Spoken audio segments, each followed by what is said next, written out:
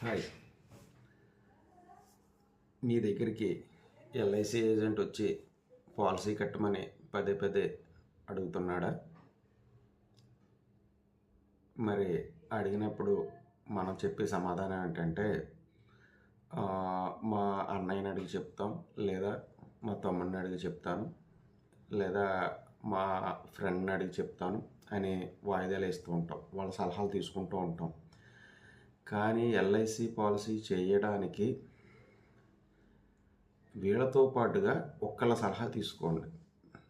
వాళ్ళ సలహా తీసుకుని అప్పుడు మీరు నిర్ణయం తీసుకోండి. వాళ్ళు ఎవరంటే, మీ శ్రేయోభిలాషుల్లో భర్తను కోల్పోయిన భార్య ఎవరైనా ఉంటే గనక ఆవిడ సలహా తీసుకోండి. ఇంటి యజమానిని కోల్పోయిన కుటుంబం ఎవరైనా ఉంటే గనక వాళ్ళ సలహా తీసుకోండి. వాళ్ళు ఏం చెప్తారంటే ఒకటే చెప్తారు, మీకు మేము చేసిన తప్పు మీరు చేయకండి అని చెప్తారు. మీకు వాళ్ళు ఎంత కష్టాలు పడుతున్నారో ఒకసారి మీరు గమనించండి.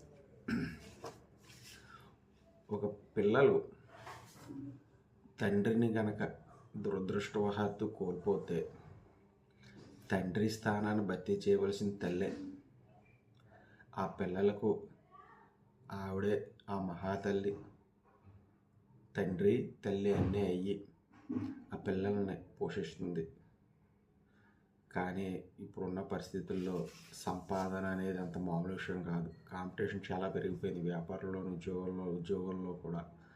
మరి ఆ తల్లి బయటికి వెళ్ళి ఎలా సంపాదించగలదు ప్రస్తుత పరిస్థితుల్లో? ఇప్పుడు బయట సమాజంలో మనం కూడా చూస్తున్నాం, మహిళలు ఎన్నో కష్టాలు పడుతున్నారు. భర్త లేకపోవడంలో ఎన్నో బాధలు పడుతున్నారు. అందువల్ల ఏంటంటే, ఒక మహిళకి భర్త ఉన్నప్పుడు ఒక లెక్క, భర్త లేనప్పుడు ఒక లెక్క. బంధువులలో భర్త ఉన్నప్పుడు మాట తీరికి, భర్త లేనప్పుడు మాట తీరికి చాలా తేడా వస్తుంది.